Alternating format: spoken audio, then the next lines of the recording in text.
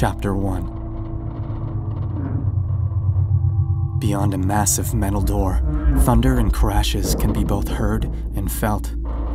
The door clambers, shakes, and clunks with each impact. This far beneath the ocean, pressure can be way more destructive than any explosive. Leaks sprung in the door's center, spewing water and beginning to fill the loading bay of Orthis 5, soon to be Lamia 1. This planet's anomalous effects were never known until Sun's Prometheus project began colonization procedures and were subsequently annihilated by an unknown force. This force, when observed through the cameras in Orthis 5, was seemingly the water itself. Not just in terms of outright demolition of the station, but even on flooding bases above that depth level. Water would rush in, obscure the camera, and then drain out later, leaving what many would call a nightmarish murder scene. This caused Prometheus to enable an operation they had concocted for just such an occasion. Project Derelict was then launched, and many would believe that it was a massive success based on their popularity now. In reality, the long-term effect of Project Derelict was a horrible thing, and they knew it. Orthis 5 was purchased by Prometheus, who later categorized the planet under the classification of Lamia. This became Lamia 1, the very first instance of the Lamia infection. This classification is easily the most dangerous job, and against my better judgment, I took it.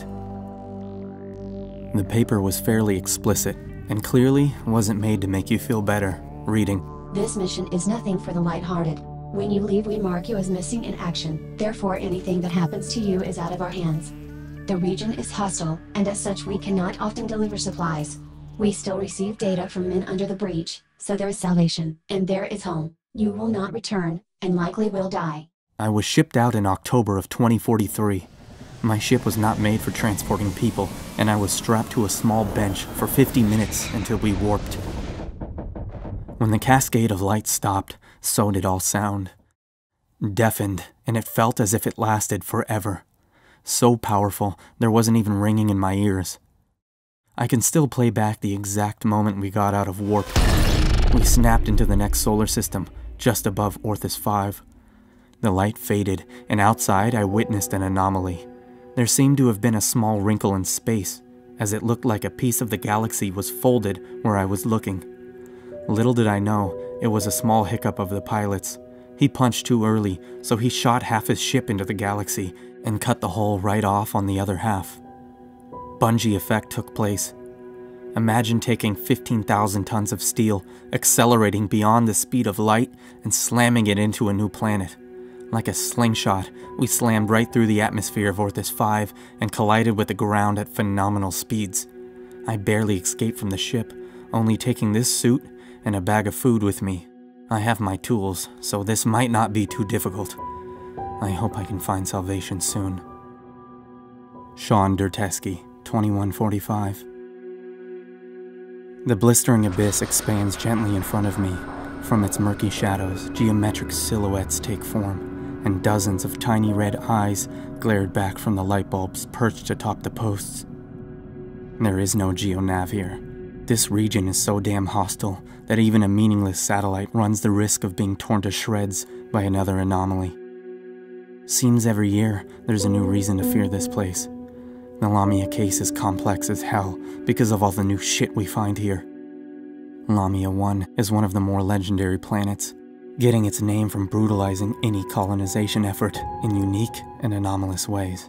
This planet is known to be vicious and completely unforgiving.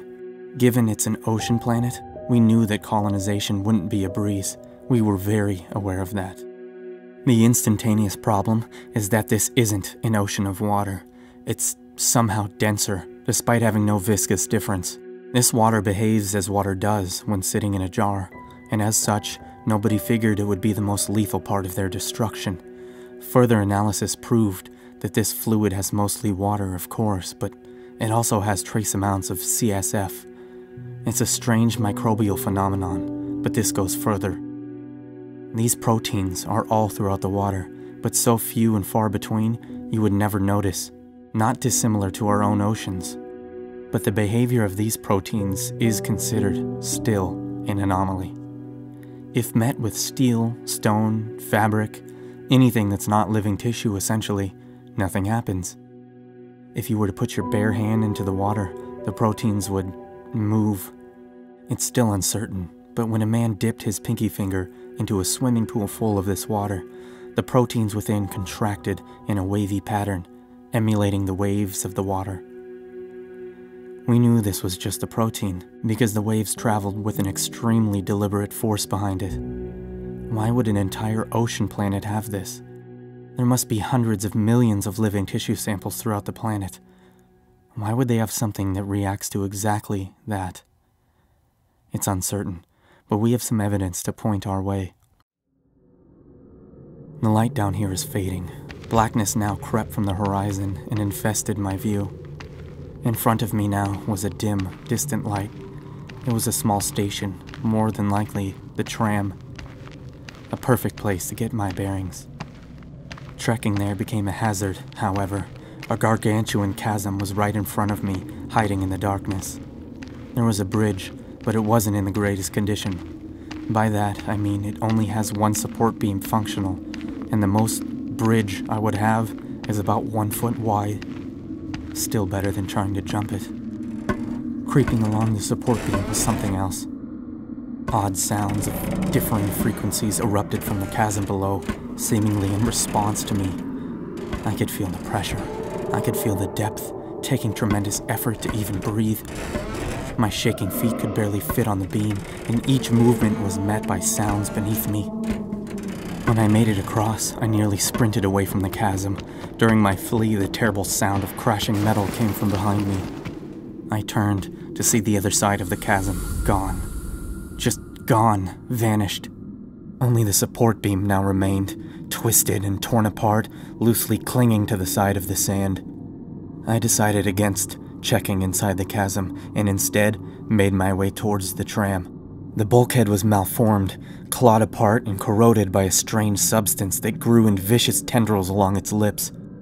Opening the door revealed that the substance had infested the interior of the airlock. With a powerful scree, the bulkhead skid open, ripping off rusted chunks from the exterior and tearing apart the tendrils. Slowly it closed again, sealed off the outside, and began to drain the room of water. Oxygen filled the room, and the opposite door opened with a clunk. It was almost surreal, walking into the tram station. Vines of viscous black and red fluid tied from the ceiling to the floor. The tracks had congealed masses of said vines, writhing together in symbiotic movements. I searched for a terminal, some kind of interface to call the tram from. Thankfully, there was one just beside the tracks. The tram was still operational, but unable to come to this specific location. Understandably so, as the terminal claimed that well over 56% of the tram system is now overtaken by this growth. Titled M4-L0-C2, the growth was hostile towards inanimate objects, especially metal. Looking at the congealed mass between the tracks, you could make out a strange white material that impaled the metal. From this terminal, I was able to find a base of operations, 14 miles away. 12 if I take the tunnels of the tram. I now needed to discern which tunnels are the most hostile and which ones I can avoid. Searching the station proved useful. I came across a plasma cutter from the OMIC, the overhead company that handles Lamia cases. Sturdy and well-armed, this thing can cut right through a human torso and still cleanly cut a steel pipe on the other side.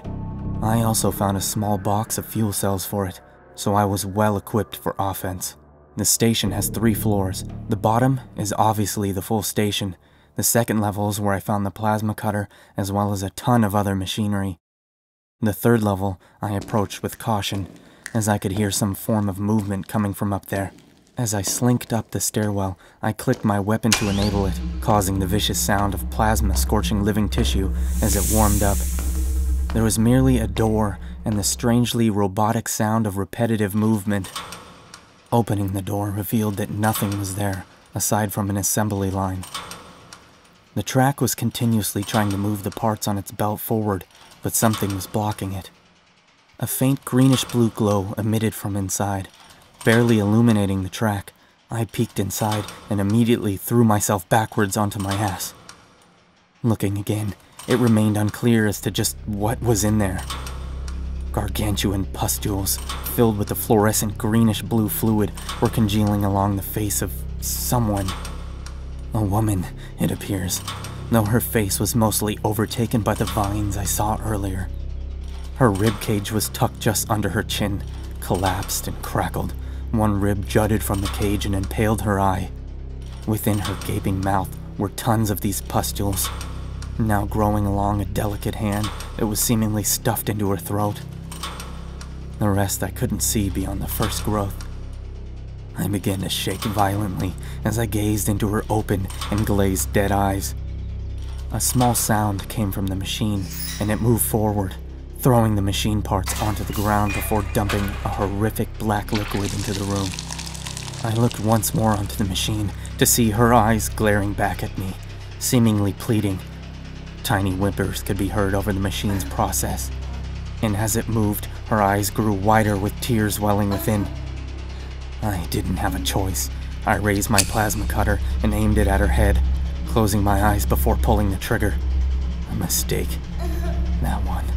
As I struck the pustule and her head, essentially blowing apart her jawbone and releasing the pressure inside that enormous pustule. Immediately, the effervescent fluid began to gush from the machine, the whole while she tried to scream. I kept taking shots. I too was screaming, panicked beyond all belief. It wasn't until I could see fragments of a distorted body begin to leak from the track that I finally stopped. The fluid was not melting the metal, thankfully, but it was having an intense reaction. Bubbling, but not vaporizing, it seemed almost aggressive. Looking around the room, trying to forget that, I found yet another terminal. This one was a monitor of sorts, and could give me a full map of the tunnels and which were the most infested. While I was looking for the most direct route to the base, the machine began to gurgle, so I hurried to find said base. It was titled Lamia Delta 1, and some light info on its past revealed that it has been here for over 3 decades. I would need to travel along the Delta Line, which had numerous intersections and an infestation rate of 12%, the most concentrated region of which was right here. So long as I can get past the initial section, I should be golden. A glimmer of hope filled my chest and was quickly snuffed out by the gurgling growing into moaning. A woman's pained voice began to emit delicately from the machine as it ground to a halt. I turned around to see that almost the entire floor was dark with red fluid and writhing tendrils half fallen from the mouth of the assembly line. They undulated in a hypnotic fashion from left to right. They flexed like a muscle and never missed a beat. Although, that isn't anything compared to what it dumped out. A mass of molten muscle tissue with the remnants of her cranium now lie in front of it. Connected directly to the mass were many chunks of brain tissue, and an unbelievable amount of wire-like strands connected itself directly to her exposed and dangling spinal column, which was held aloft by her decimated torso. Exposed lungs expanded and contracted in a slow rhythm, and on each contraction, the moan resumed. I bolted down the stairs, getting as far away from it as possible. I leapt across the tracks and sprinted towards the maintenance bulkhead that led directly onto the Delta Line. I tore open the door and slammed it shut when I was through. No airlock this time, even though the Delta Line was half flooded. All around me were slow-moving, spindly tendrils that erupted from a pustule-ridden mass of human corpses piled on the main bulkhead. When I moved, the tendrils closed in on me. Gently, they wrapped around my leg, but not before I could get out of reach. I booked it down the tracks, past a ton of these masses, and eventually made it to the other side. Now, it was just me, this tunnel, and a lot of pitch-dark water. 12 miles to go.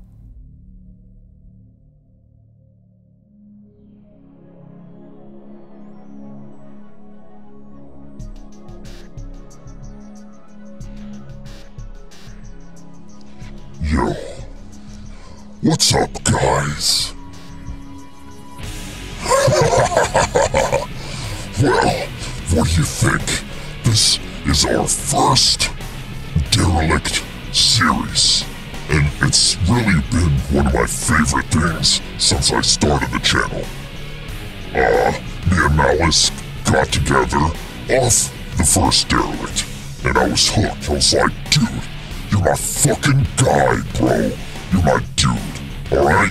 So I need you to come over here and fucking do shit with me, dude, cause this is sick, bro. And he was like, yeah. And that was it. Simple. Pretty easy. So,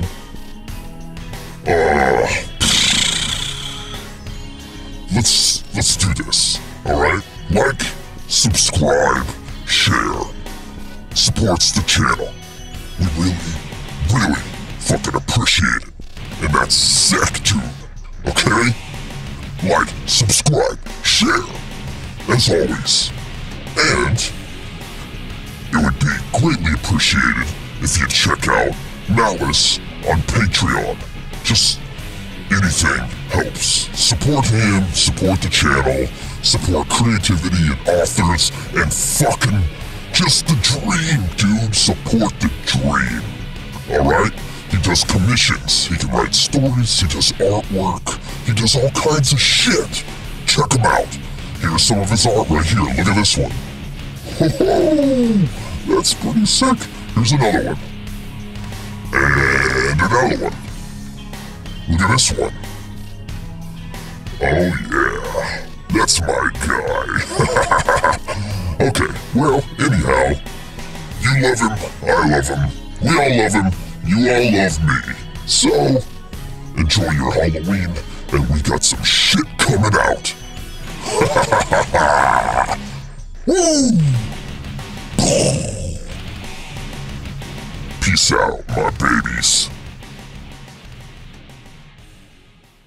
Leaks sprung in this door. Deafened, and it felt as if it